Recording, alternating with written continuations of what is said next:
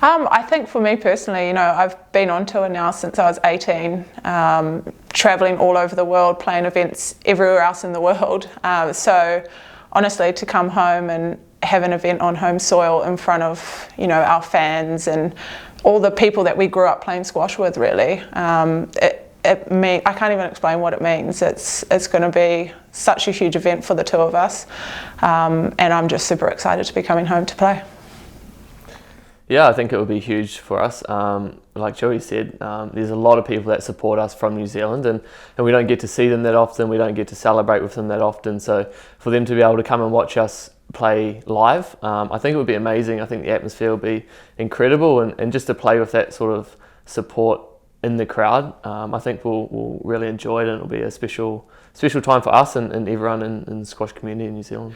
I mean, it has a pretty special place in my heart. Mount Maunganui is, the beach that's close to Tauranga. I grew up as a kid going there for holidays and weekends and stuff like that. A lot of friends that are around that area. It's probably one of the most beautiful spots in New Zealand as far as beach and city sort of life combined. So I think, for us to show off such a beautiful part of the country to our fellow squash players is going to be really exciting, so I can't wait. Yeah, it's the most beautiful spot in New Zealand. It's one of my favourite spots in New Zealand, so for people to come and experience New Zealand and be able to play a squash tournament there, I think they're very lucky to be able to come to such a beautiful place, and such a place that a lot of Kiwis like to go and just holiday there and enjoy there themselves. So hopefully have nice weather in November when the tournament's scheduled for, and the people can just experience a nice part of New Zealand. So I think it's a great location to have the event at. Yeah, I mean, I think we'd both agree that culture is a big part of us, the Māori culture, which is like the native New Zealand people.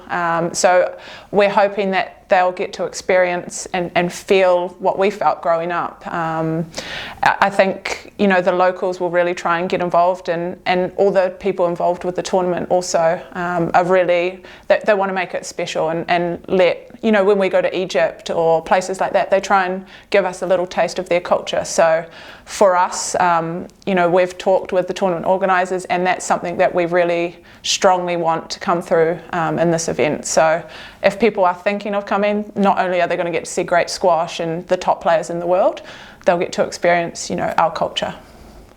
Yeah, I think it's going to be one of the more special tournaments on the calendar, to be honest. The organisers and the volunteers, there's a lot of volunteers that are going to be helping at the tournament, and they're just going to make it very welcoming to everyone coming. And I think the people who do attend are going to really feel and experience New Zealand culture, and it's great. It's why we love going home, because we miss it, every day of the year when we're not there. So I think anyone that comes is really going to have a special time there, and just enjoy New Zealand and experience New Zealand for what it is.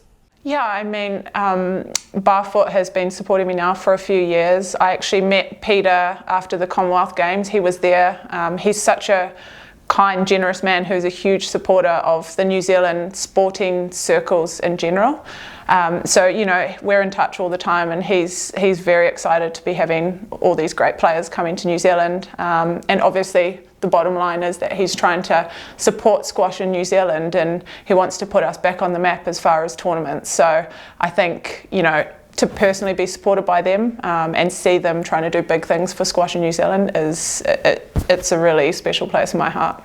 I'm trying to sort of talk it in that I get a lifetime membership at those golf courses, but it's still working on that. But yeah, I mean, it's great that they're supporting squash in New Zealand, and it's great that these companies are helping squash come back to New Zealand in the form of the New Zealand Open. I think it's been over 20 plus years since we've had a big tournament there, so we're hugely grateful for these sponsors to give us the opportunity to come back and put on a show and perform in front of our home crowd. So yeah, we're very grateful for everyone involved. Yeah, 100%. We've had a few calls, myself and Joelle and Squash New Zealand, and the organisers of the event. And I think watching the 2017 Junior Open, I was actually very jealous that I wasn't able to compete in that event, because it looked really cool, and the whole, they got a real good cultural aspect to the event. And yeah, we've had a lot of calls, and they just want to know the little things that players enjoy. So when the players get there, they really feel welcomed, and they really enjoy their time there. So it's really,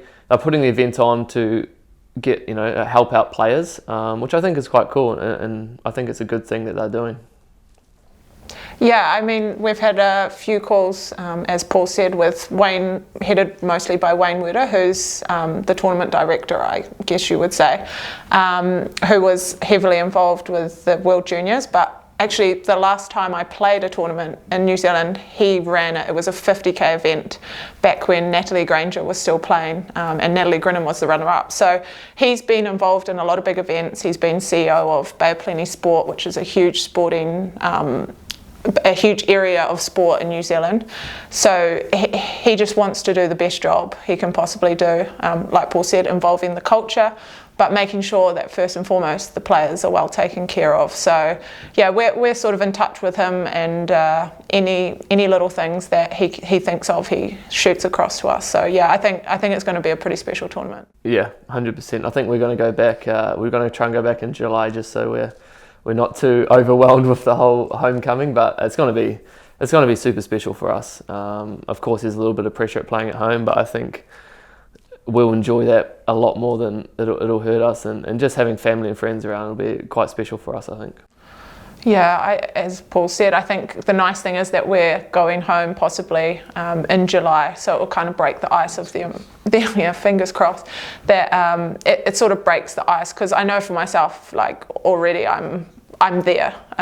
So to just go home and get that little taste of it before we go back, I think will help us when we do go back for the event to be able to just be fully focused on what we're actually there for, not a homecoming, it's actually work.